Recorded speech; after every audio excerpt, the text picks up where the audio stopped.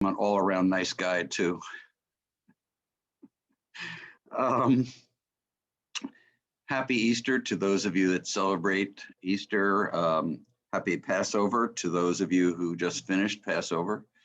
I'm really glad to be here. Pat's staying out of the way. She's already heard this. She's listening again, but she's out of the way over there somewhere. We've had some great speakers this year, and I just am so, I feel so fortunate to kind of share this stage, with them. But the teachers we've had, I'm not a teacher, right? I'm just a member of the Sangha. So the teachers we've had are really embedded in the Dharma, and I'm still learning it. So I've been having a bunch of rambling thoughts about some things that I've been engaging in the last couple of months. And I'm going to talk to you about some of that. And you're going to sort of hear how my heart and mind got around all of this. So it's really been an interesting year. I don't have to tell all of you about that. First of all, not just the interesting year, the previous 4 years, right? The previous 4 years in the United States, Linda. I guess you too, Linda, with Boris in England, he's quite a character too. So we've had some times, all of us. The horror of the January 6th event at the Capitol, the current reminders of the George Floyd murder, the killings of Asian Americans in the United States, the shootings and murder of the 10 people in Boulder, the 5 people who got killed, including a child being held by his mother in Orange County. Just this past Monday, I think, a 65-year-old Asian American woman was thrown down, kicked mercilessly, with people nearby watching and closing the door, literally closing the door on her. And if that hadn't been sufficient to make the point, all the killings in Chicago. And yesterday, or was it yesterday or Friday? I think Friday, a Capitol Police officer was killed and a second officer was injured after being rammed by a vehicle at the U.S. Capitol on Friday, and the guy was shot and killed. The suspect, no longer a suspect, I guess. So much violence, so much suffering, just horrendous. So, of course, before these events, COVID-19 and all that surrounds it was truly difficult and hard in so many ways. We were asked to stay at home. Personally, I wasn't able to see any of my children or grandchildren, and probably many of you the same. Children and grandchildren couldn't see their parents or grandparents. We couldn't see our close friends. They couldn't see us. I don't have to tell you how discouraging that was for us as individuals and also for small businesses. Very discouraging. But we're not the only people who have faced anger, hostility, petulance, disease, times of death, times of authoritarian rule. I was reminded the other day that this period of both Passover and Easter is an extraordinary time. First of all, that they came together again. Originally, I think Jesus, the Last Supper, was a Seder. So this gives us an opportunity to consider both of these religions just briefly in light of our times. Starting with Easter, the authoritarian rule of the Romans was frightened. Their rule was frightened by the truth of the words of that great Bodhisattva, Jesus of Nazareth. So frightened that they made a mockery of him and crucified him. And I think this story of Jesus, this is coming from a Jew, a former Jew, a Jubu. The story of Jesus is a story of a miracle, really a miracle. The miracle that came out of the surprise of finding no body at all in the cave that he was entombed in, 3 days before? And then the faith that evolved from that miracle.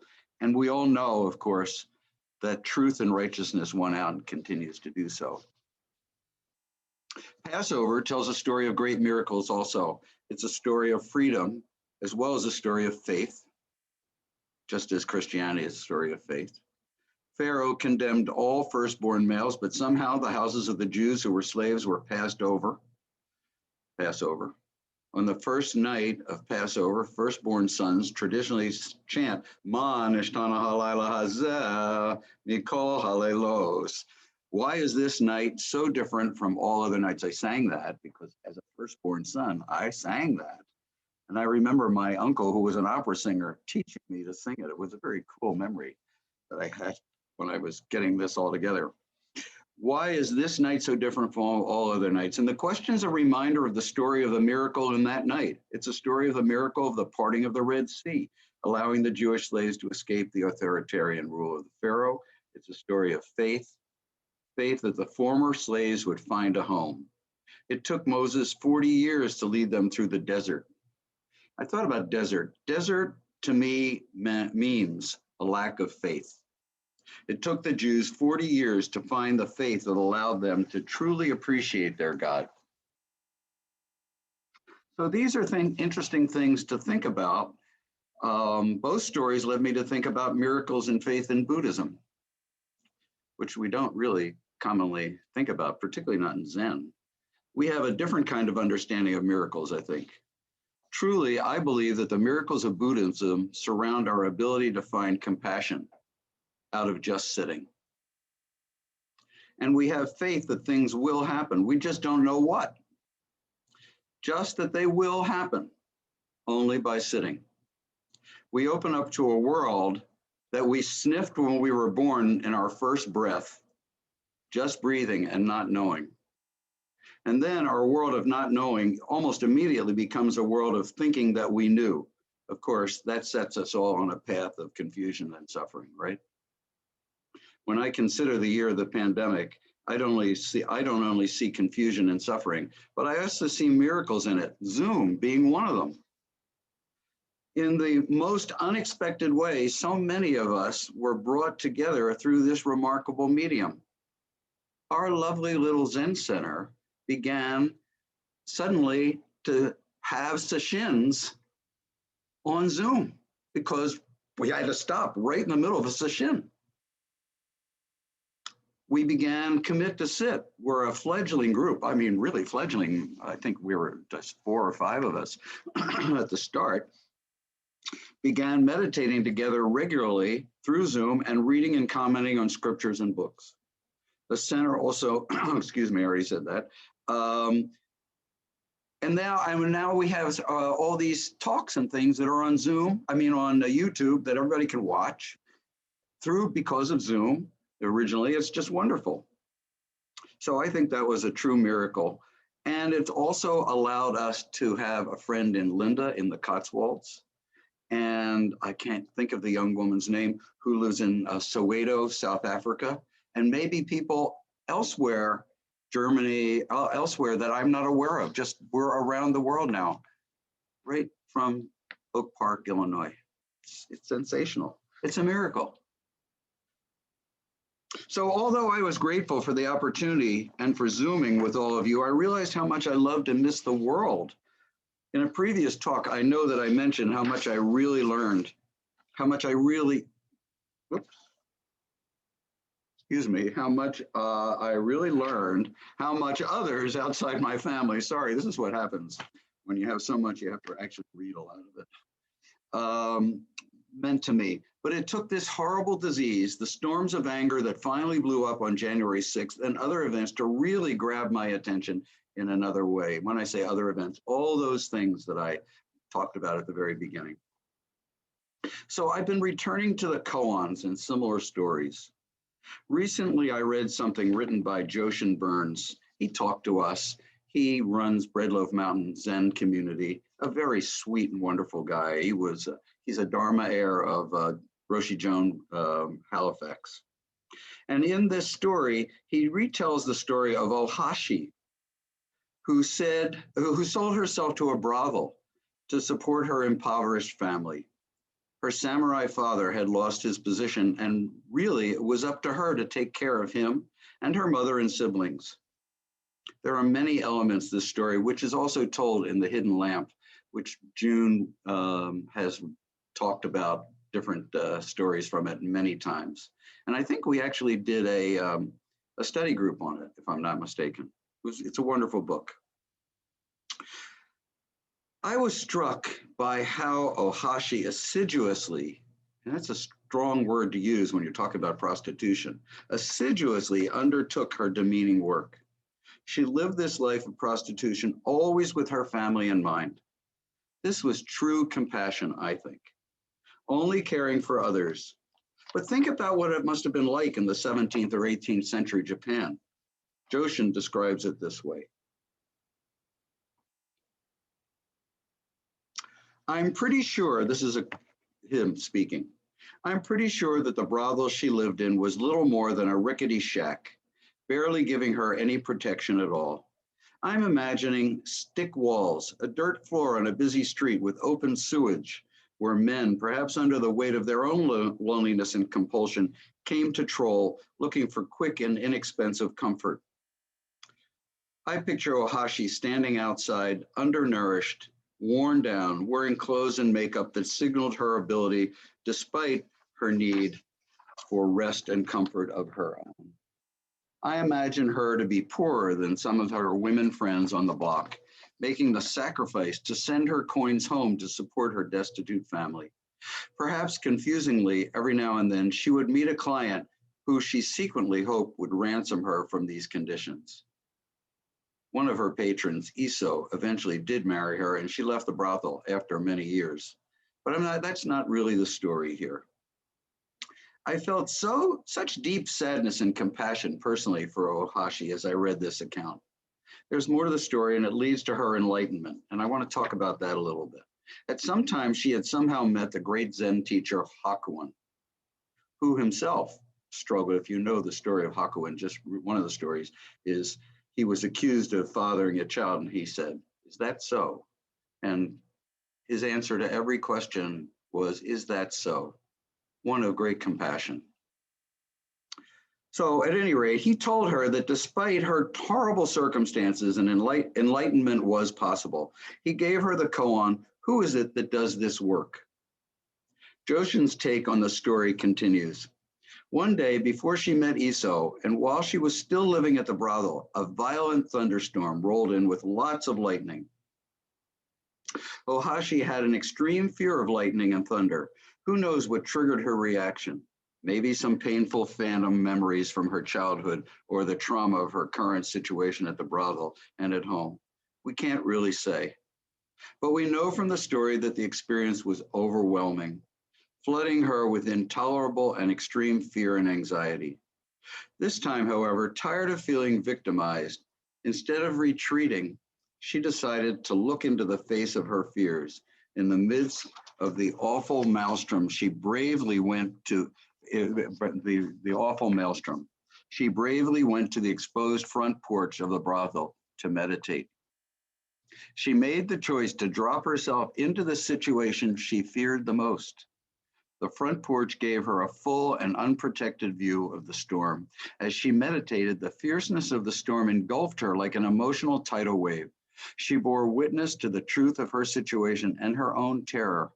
A bolt of lightning suddenly struck right in front of Ohashi. A clap of thunder was immediate and ear-shattering, and in her overwhelm and fear, she fainted.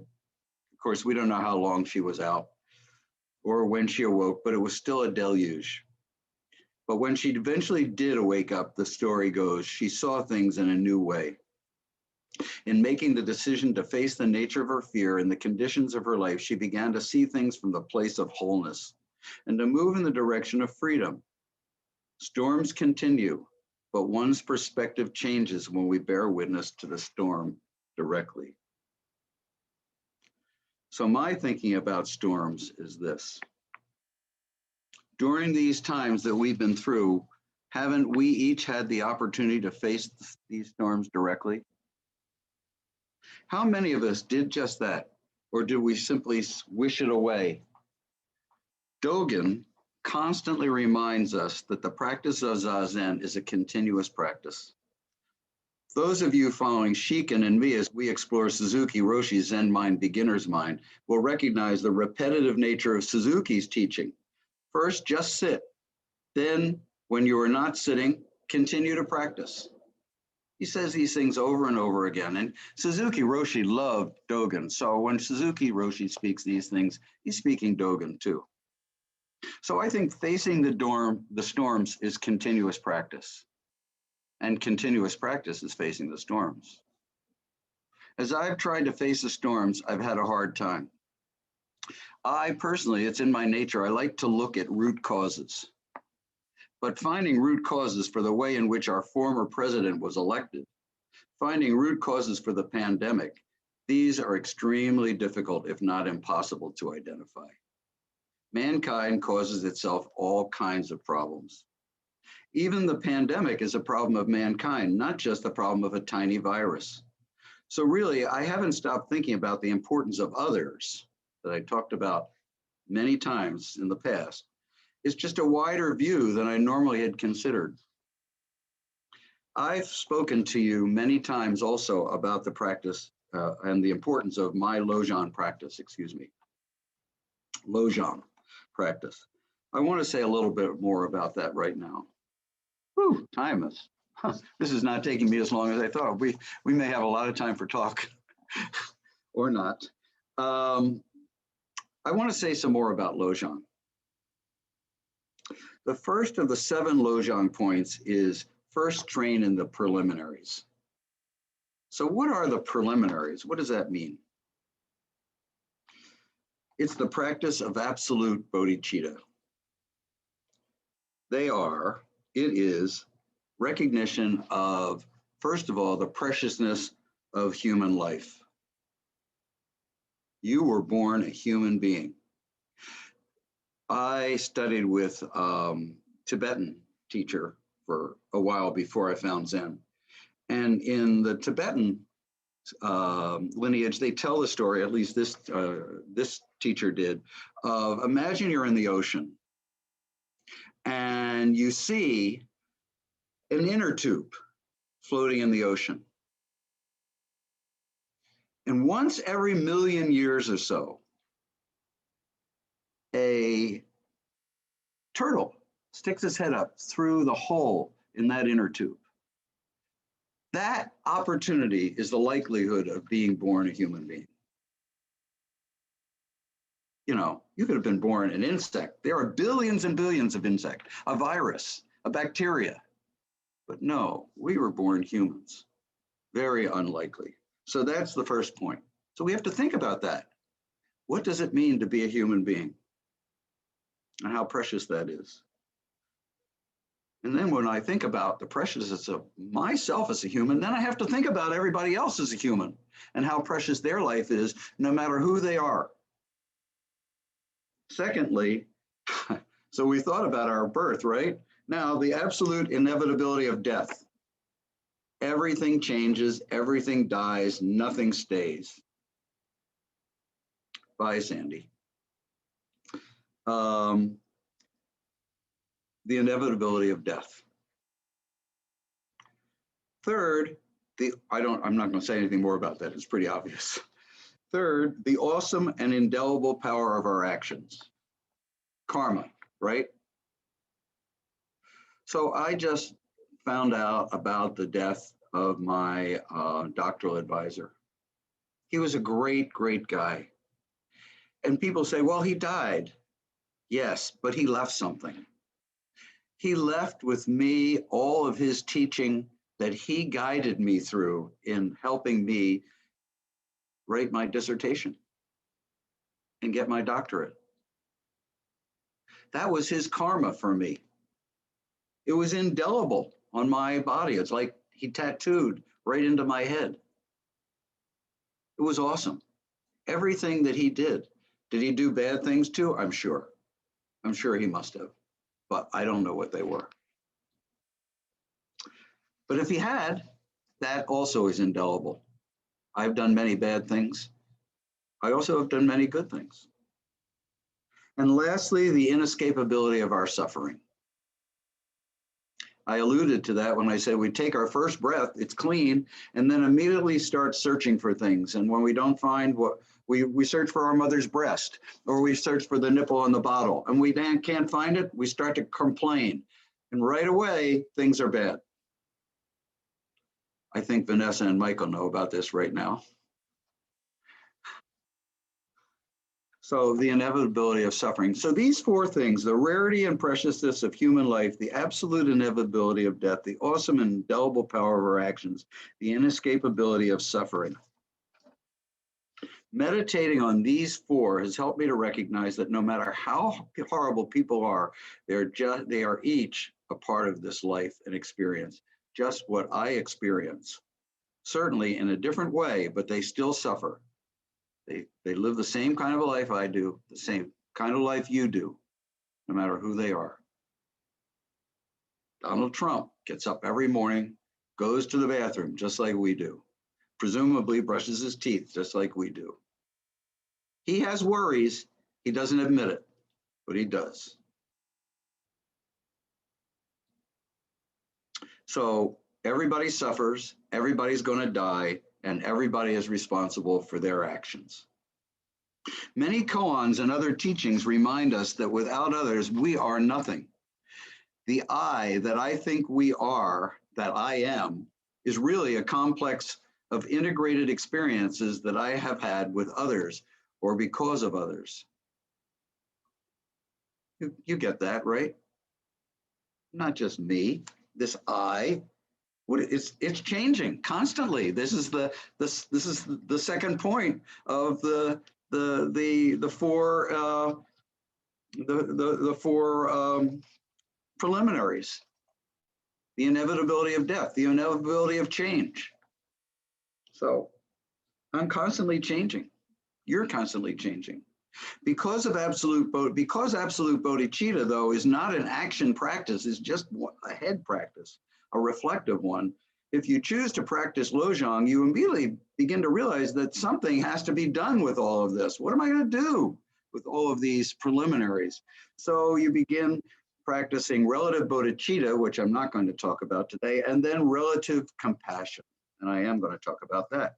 And in relative compassion, we are basically practicing Tonglen, which is the practice of sending, receiving the pain and suffering first within yourself, and then the pain and suffering of others, and sending love and freedom in the form of compassion to them.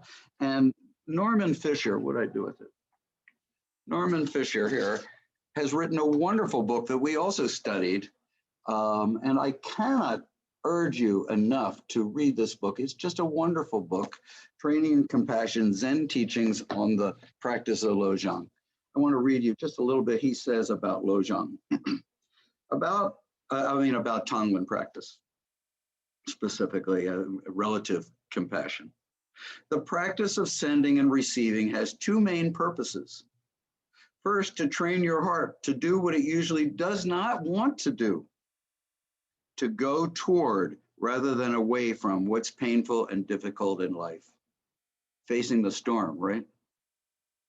And second, to realize that I'm sorry, I'm catching on this because it really touches me. And second, to realize that your own suffering and the suffering of others are not different. This is the strength of Lojong and Tonglen practice. It's not an easy practice. I did it for 4 years, focusing on the 45th president of the US. It was awful, just awful.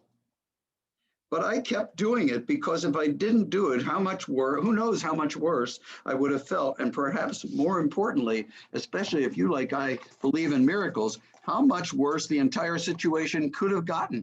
As I see it now, even worse. I won't go through a whole list of what ifs, but I just thought of these two. What if the 45th president had called up Iran and said, "Prepare for thy doom, an atomic bomb is on the way"? Yikes. Or what if he had said, "Proud Boys, you're welcome into the White House anytime. You speak the truth. We are a racist country and I want to keep it that way." So I think maybe my Lojong practice, my Tonglen practice, maybe prevented that. I don't know, but I'm going to believe that I did, just a little bit. So where to next? How do I continue this talk? Well, I want to tell you about another book that I've been reading. I don't have it right here, but um, I just let me back up. I'm taking a course, and this is how I know about Joshin Burns, that piece that I read you. I'm taking a course called Infinite Circle, which this is the second year of that program, and it's about basically taking the Zen peacemaker approach to poverty. Joshin Burns was also a student of Bernie Glassman, and he really loves Bernie Glassman's teaching. So this is essentially a year-long study of Bernie Glassman's teachings put into Joshin Burns' mind and redeveloped. And it's really, really interesting. Reading a lot of great stuff.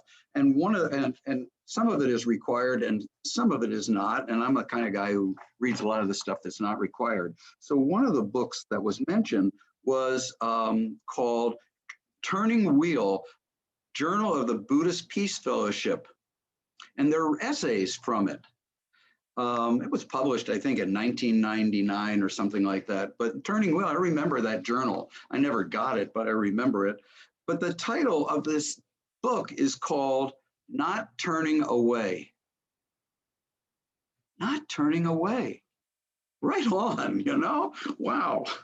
So I got to tell you, it really hit me because for the past several months, I've been doing a practice that Genzan Canel told me about. He told me this story about a monk who went around saying, "Thank you, I'm sorry," hence the title of my talk. As I first heard and understood the story, each time this monk tripped on a rock or found himself bumping into a door in the darkness, he would say, "Thank you. I'm sorry I did not see that you have a place here, too." Or, "Thank you for being here. I'm sorry because I hadn't noticed you." I like to think that every time you open one of the 10,000 things, one of the Dharma gates we encounter, you can say, "Thank you. I'm sorry." Dogen often refers to these 10,000 things as grass, trees, tiles, and walls, these things as beings. What a different way of thinking. Grass and trees are beings? Well, I can get that. Okay, they're alive and they grow just as humans do, you know, that makes sense. Just as my cat, one right here, my dogs. But tiles and walls? Yes, they too, because each has an imprint of a human being within it. This is something I've really learned from Dogen that I really, really like. People who dug the clay to make that tile, others who formed the tiles, others who placed those forms and baked them in the sun. You get it. Look at the floor you're sitting on, June, it's wood. Somebody cut the tree down. You know, we all get that, right? We all understand this. I'm just looking at that beautiful floor. I love it in there. Everything that exists can be a Dharma gate, something to draw to our attention. Excuse me. Something to think about with our heart and our mind. Alan Sonoki, now abbot of the Berkeley Zen Center, says that the sutras preach there are 108,000 sufferings and 108,000 doors of liberation. Just imagine that. My God. Opportunities, 98,000 more than the 10,000 that I already identified through Dogen. Whew. That's going to be a lot of saying, "Thank you, I'm sorry." But I am honestly going to try to do that soundlessly as I encounter each gate of Dharma. Now, I've made this a practice of compassion for myself. Think about it. When I meet an obstacle such as, I can't get an appointment with for my COVID vaccination, or they're no longer offering my favorite peanut butter at Mariano's. True, they stopped. Or why are there so many damn traffic lights? True. How do I handle these things? How often is your response like mine? "Oh, crap," or "I don't have time for this right now," or "Why me?" So instead, in all transparency, I'm not really perfect at this. I got right out front. I'm admitting this. It's a growing practice. I try to remember to say, and Pat will tell you, it's a growing practice. I'm not perfect at this. I try to remember to say, thank you for this opportunity to notice my frustration. I'm sorry that I have seen you as a disturbance rather than as a way to grow. So instead of saying, oh crap, or I don't have time for this right now, or why me, I try to say to myself, thank you, I'm sorry, ... Nothing else. The reality of my day-to-day experiences has had an enormous effect on me. I have benefited from this reality in the form of street people who embody hunger, poverty, suffering, goodwill, and life. I'm surrounded mostly by men who are homeless and live through begging on the streets. I can't ignore their presence. Even if I wanted to, I can't pretend they don't exist. It's a traumatic existence that they live. At first, when we moved downtown, I was really uncertain how to face the fact that these people were not just all over, but were quite often directly asking for my help, quite direct about it. I did try to shift my eyes. I actually disdained them. I'd walk by just kind of, not even trying to pretending that they weren't there. Attempting to disregard was right in my face. But the more I tried to look past these men, the more I realized I was hurting, suffering, as I attempted to pretend that they didn't exist, when in fact they were surviving somehow all around me. I began to give them money, but rarely said anything to them other than like, here you are, here you go. Over time, my activity became part of my practice. I realized that if I turn away from all that suffering that I encounter, I narrow and undermine myself as a caring, compassionate being. So recently, I began using the phrase, as I encounter these men. Maybe you can see how my practice of thank you, I'm sorry, enables me to meet the suffering that's the first noble truth. I'll tell you, it's not easy. In fact, I find that compassion here is not easy. Furthermore, I personally think that anyone who says that compassion is an easy process is not really facing the suffering that ultimately leads to compassion. For the longest time, I just gave money. Then Pat and I began making sandwiches, an apple, and something sweet. And because we think that these guys need something sweet to sustain them and to let them feel good about some little thing. We put them in a bag and we stick them in a backpack and we go out. And if they want it, we give it to them. I've never had somebody turn me down, by the way. But before that, I hardly spoke to these guys. Now, let me just say something else. Additionally, I was being judgmental about who I thought should receive money or the bag of food. So there's one guy who sits on corners and watches videos on his phone like this. He'll sit there and he'll be watching like this. And I decided that this person didn't deserve my attention because he clearly had enough money for the phone and he didn't pay attention to the passersby. And somebody in my infinite circle, large group, every month we have a large Zoom group meeting, and I was telling about this, and this woman said to me, maybe he did that because he had to, she didn't agree with me. She was right there in my face, and she said, maybe he did that because he has to do that to deal with the traumas of his life. And that brought me up short. I myself have had significant trauma in my life. Some of you know about that. But I never thought of this guy's behavior in the same way. I know what it takes to dispel trauma. I never thought that that's what he was doing. So now I've decided that each time I encounter a street person, I tell them my name. Hi, I'm Mark. I speak to them eye to eye. I ask them their name. I ask them where they spend the night. In other words, I try to develop some little relationship, and I have a whole list of names. And I just said to Pat yesterday, I don't know what's happened to John. John stands at the ramp at Monroe and the Kennedy, coming off the Kennedy, heading south. Stands there all the time in the worst weather, but he hasn't been there. I don't know where Ishan is, the guy that's right on our corner. What's happened to them all of a sudden?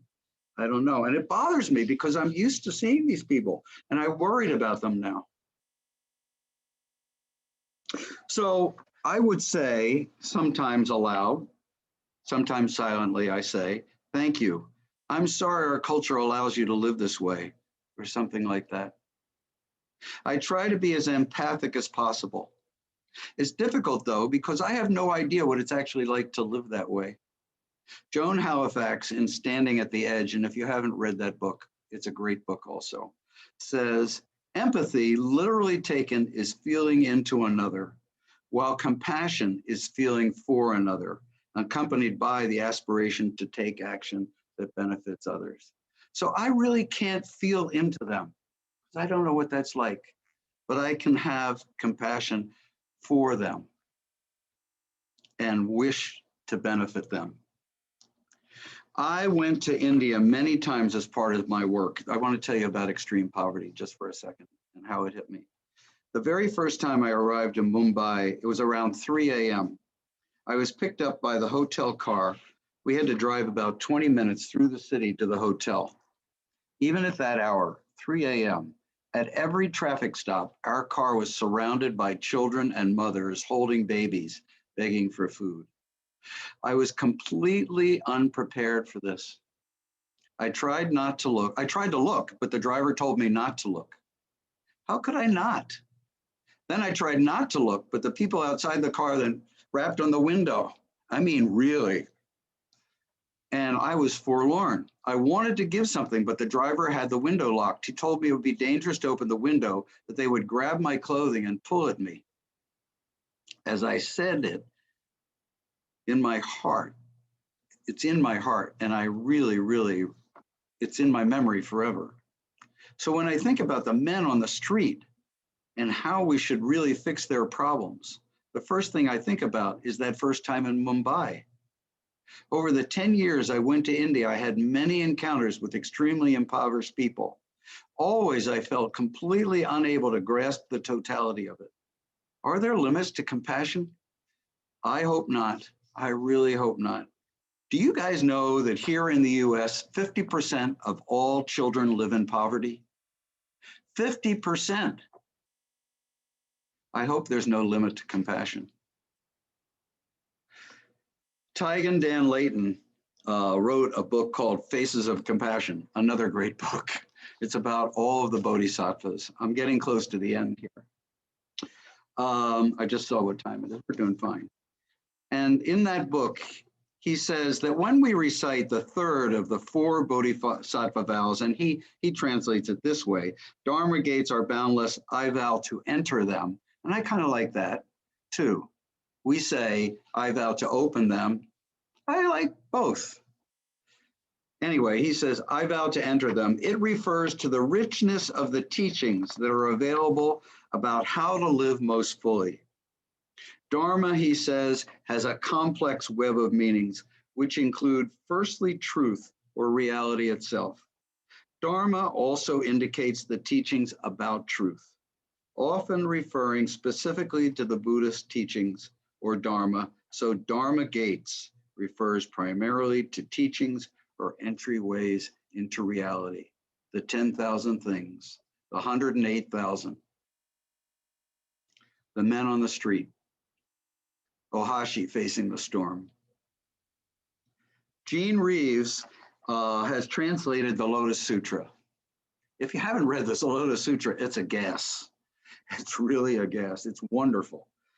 And he also wrote a book called Stories of the Lotus Sutra, where he takes each of the 25 chapters of the Lotus Sutra and writes about the story in it and sort of writes a little teisho about it, a little Dharma talk about it. And in the Lotus Sutra, he describes how compassion and wisdom are intertwined. He says, compassion should not be seen in contrast to wisdom, but only in contrast to disembodied wisdom. To be compassionate is to embody compassion, not just to feel it or think about it or contemplate it. It is to actualize compassion in the world, wherever we are, and thus in our relationship with relatives, neighbors, friends, even strangers.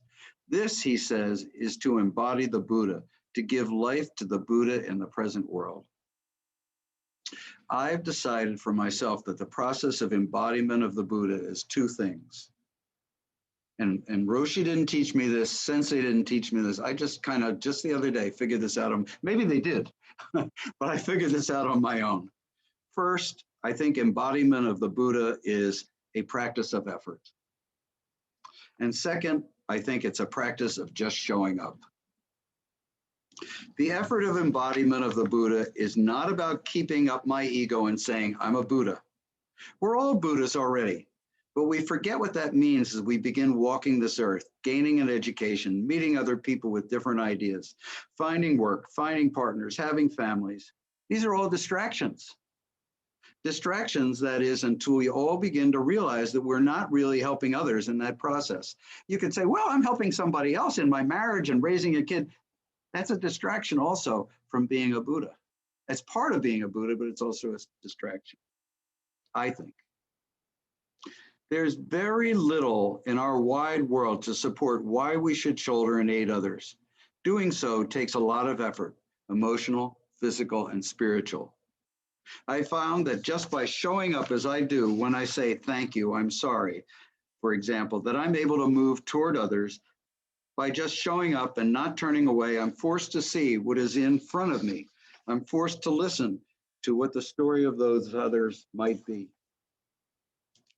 The Buddha said that if we're to find the love in others, we must first strive to find it in ourselves. This is the practice. So this practice is first about my efforts to find empathy and compassion within myself. Empathy and compassion for myself means taking a moment to see that I'm not perfect and admitting it. Winding down now, okay, really winding down. I want to say some things about the Bodhisattva of Compassion. So let me see here, share screen, see if this worked. Here we go. Oh, is she coming on? Ha. Let's try one more time. There. I didn't want Adobe Body. There we go. Here's one. Here's another. These are lovely pictures of Kuan Yin, Kanzeon, Avalokiteshvara. Well, I thought I had more pictures. It's not happening. Okay, can you see me again? Thank you. So, Kanzeon, Kuan Yin, Avalokiteshvara, Kanon, these are all different translations. We know about Avalokiteshvara, which is the name from Sanskrit, I believe. We know about her from the Heart Sutra. There, she's a bodhisattva of wisdom, but she's also the bodhisattva of compassion. Probably there's a lot of wisdom in compassion. Avalokiteshvara, she who hears the sounds of the world. From her, we learn that compassion should be a very natural thing. I want to read you this.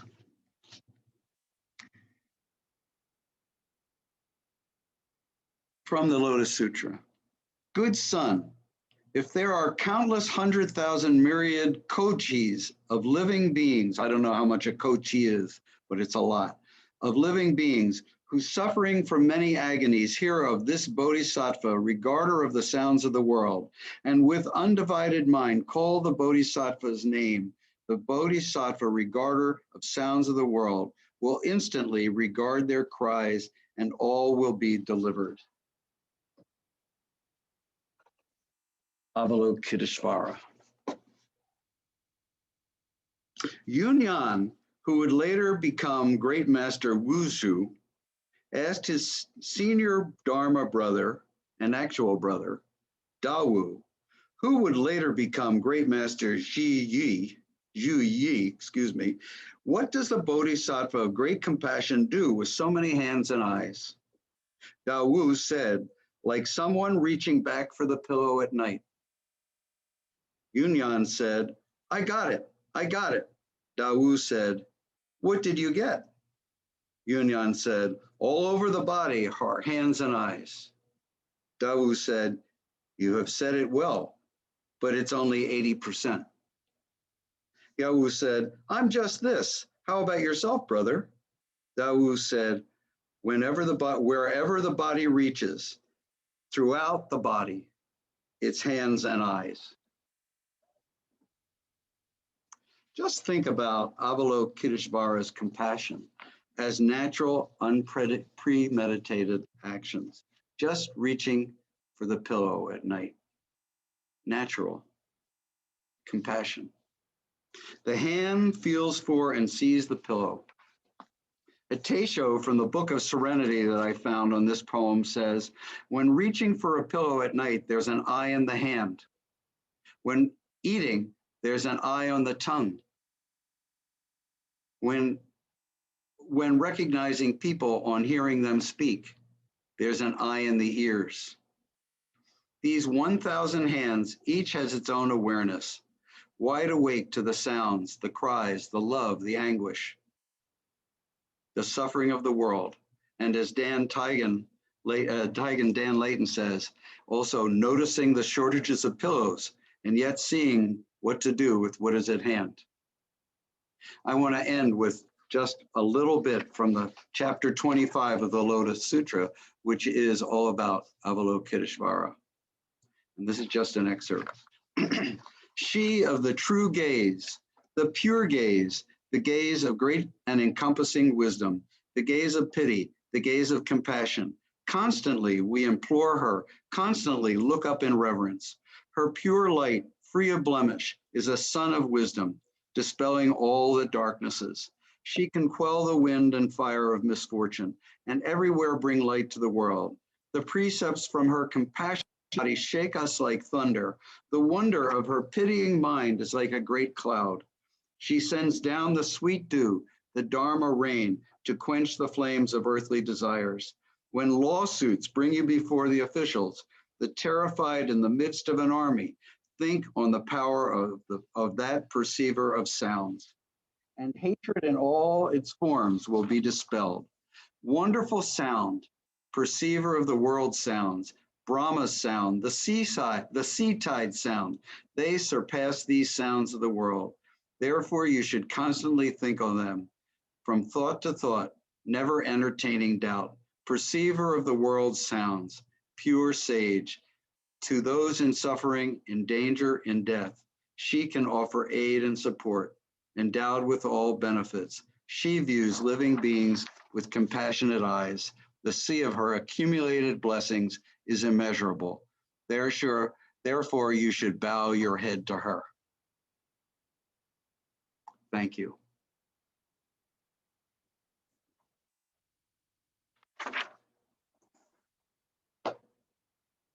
That was fun for me.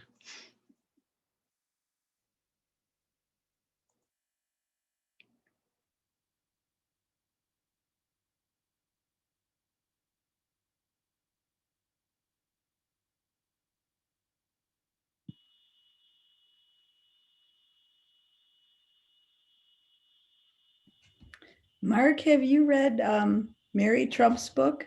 Who's speaking? Melanie. Oh, hi, Mel. I couldn't find you there. No, I haven't. I read that book and it actually helped me have some compassion for Donald Trump, because you see how horrible his upbringing was and his lack of love that, he had during his upbringing. And then I thought, I guess compassion or just understanding more why he's the way he is. So yeah, and I think this is one of the reasons that Avalokiteshvara is both a compassion of wisdom. I mean, both a bodhisattva of wisdom and compassion. And there is wisdom in compassion. Yeah, somebody else said something about that. I should read that. Thank you, Melanie.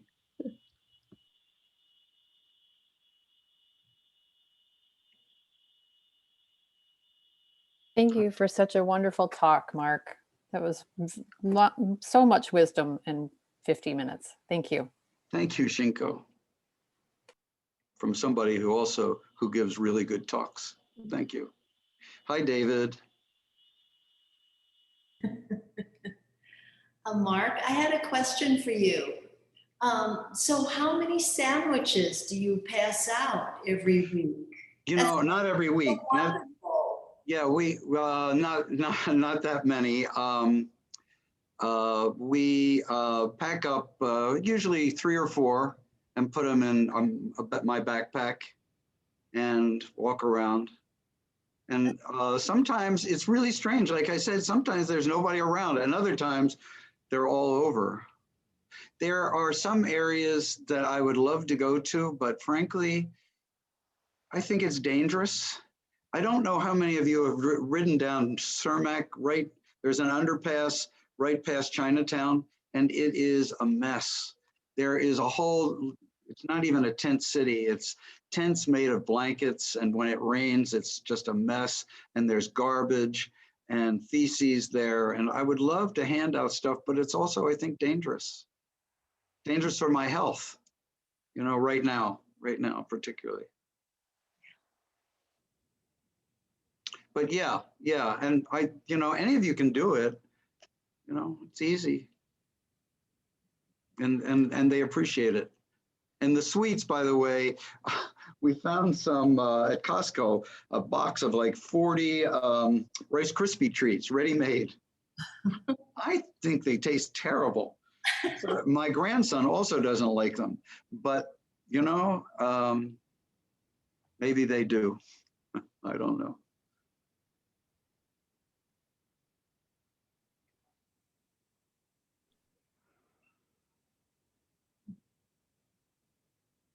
Hi, Robin. Mark, I so appreciate your talk this morning. Thank you so much. You brought up so many great things to think about. And I really appreciated how you just wove personal stories and your personal thinking in with all the studying and reading that you're doing. It was really a wonderful morning. Thank you. Thank you, Robin. Thank you. Yes, thank you, Mark. It was a wonderful talk. I really enjoyed it. I agree. I love the way you weave in personal stories to your life. Thank you. Thank you, Linda. Thank you for being with us, Linda. Expanding our Sangha. Oh, gosh, thank you for your hospitality, letting me join and be part of your our Sangha. Yeah. Yes, our Sangha, right. Our Yeah. Sangha. I forgot you're a member now. Lovely. Thank you. Yeah.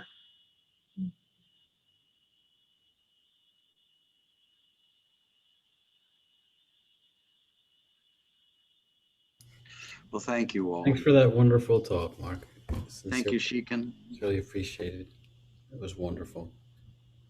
You all have a wonderful weekend, or rest of the weekend. And by the way, that was one heck of a basketball game last night, if anybody stayed up to watch it. Earl, did you? Oh, it's unbelievable.